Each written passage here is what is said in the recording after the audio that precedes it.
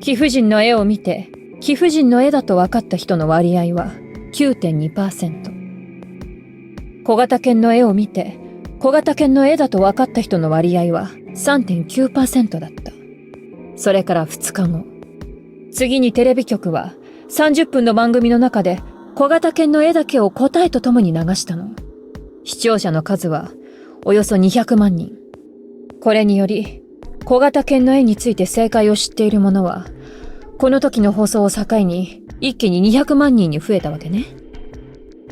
そしてさらに2日が経ち、もう一度世界各地において被験者が募られることになった。今度の数は850人前後。もちろん全員が1回目の被験者とは別人。でも、行われたことは全く同じ。2枚の絵を見せて何に見えるかと質問したのよ。すると、驚くべき結果が出た。貴婦人の絵を見て、貴婦人の絵だと分かった人の割合は 10% だった。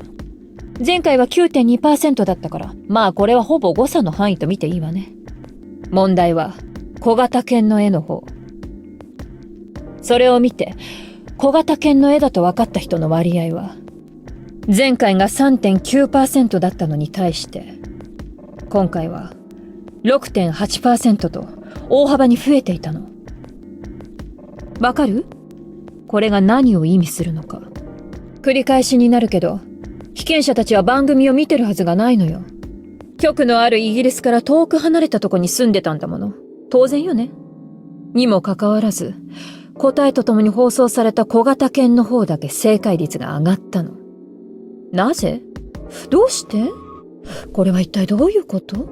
もしかして、さっき言ってたフィールドとやらが関係してるのか。目には見えないフィールド。答えを知っている者が多ければ多いほど、そのフィールドを介して、情報が伝わりやすくなるとか。なわけないでしょ。冗談よ冗談。真に受けないでくれる？あ、話したことは全部事実よ。公表されてるものとしてはね。だけど、実験の結果は意図的に操作されてる可能性もあるし、多分話題作りのための捏造、やらせ番組だったのよ、きっと。だよな！びっくりしたぜ。本気で信じてるのかと思っちまったじゃねえか。そんなわけないじゃない。最初に言ったでしょ。単なるとんでも理論家、疑似科学だって。そっかそっか。さあ、ヨタ話はこれでおしまい。鍵は手に入ったんだし、早く行きましょう。だな。目には見えないフィールド。携帯形成場仮説か。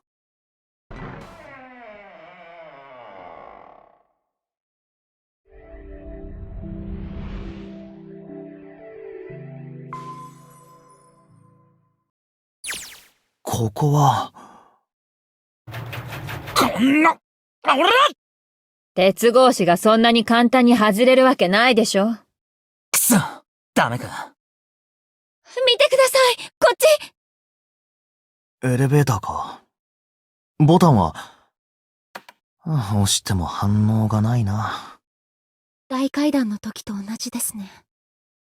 やっぱり電力系統が遮断されているんでしょうか。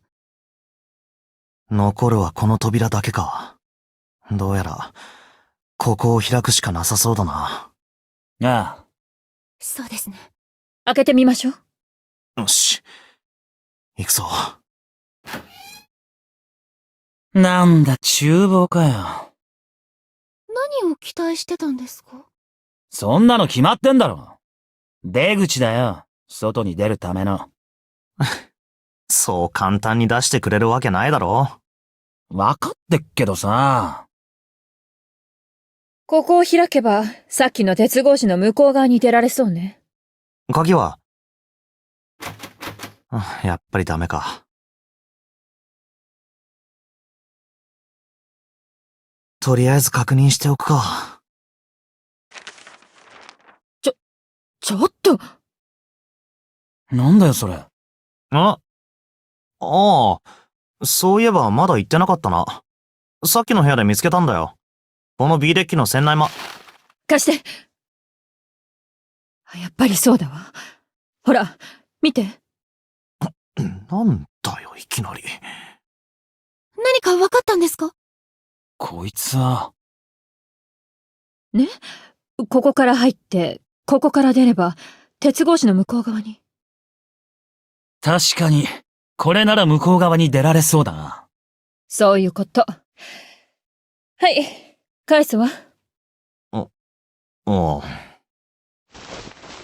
ドアの右側にカードリーダーがついてますね。ってことは、この部屋のどこかにカードキーが。多分、そういうことでしょうね。よし、そうと分かれば話は早い。早速行動開始だ。手分けして探そう。了解です。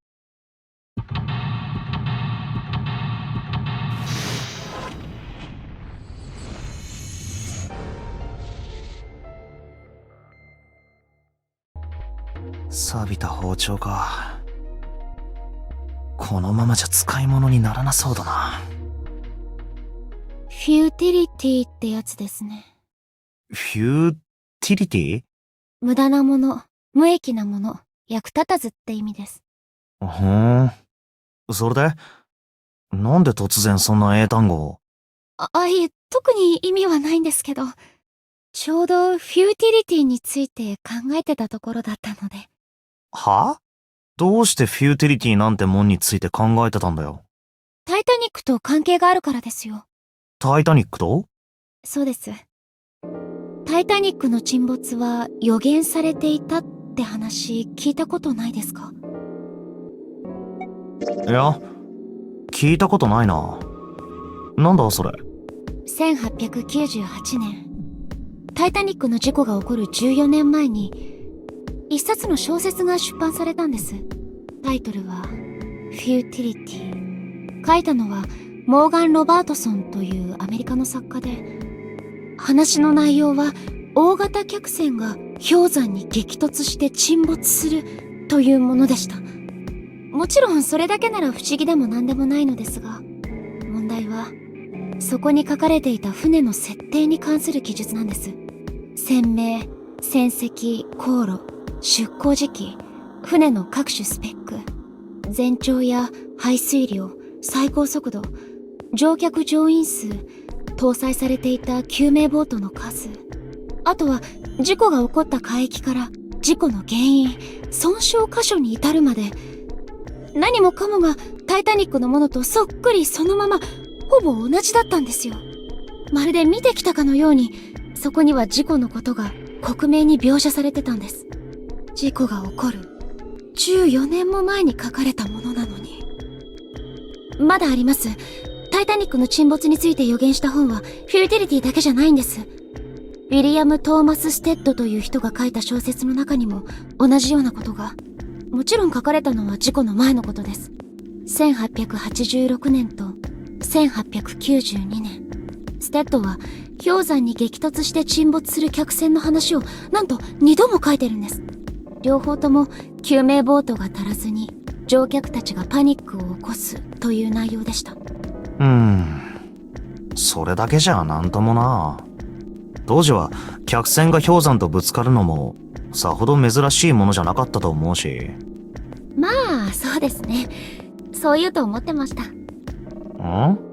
でもステッドが特殊能力の持ち主だったとしたらどうです？具体的に言うと自動初期能力なんですけど。自動初期？それってあれか？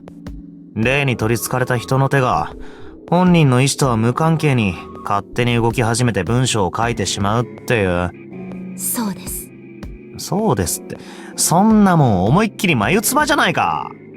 というか、100万歩譲って自動書記なんてものがあったとしても、だからといって、タイタニックの事故を予言できたことにはならないだろう？そのステッドとかってやつが小説を書いた時には当然、事故による死者なんて存在しなかったわけで、自動書記が霊の憑依によって行われるものだとするなら、一体誰が彼に事故のことを書かせたっていうんだ？違うんですよ。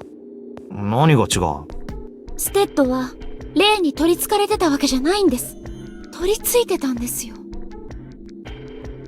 はあ？ウィリアム・トーマス・ステッドは、タイタニック号の乗客だったんです。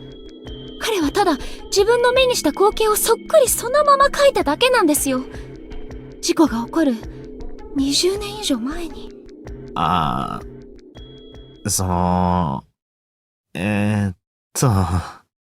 まあ、なんだ。その話はまた今度にしようや。な。でも、ほら、続きだ、続き。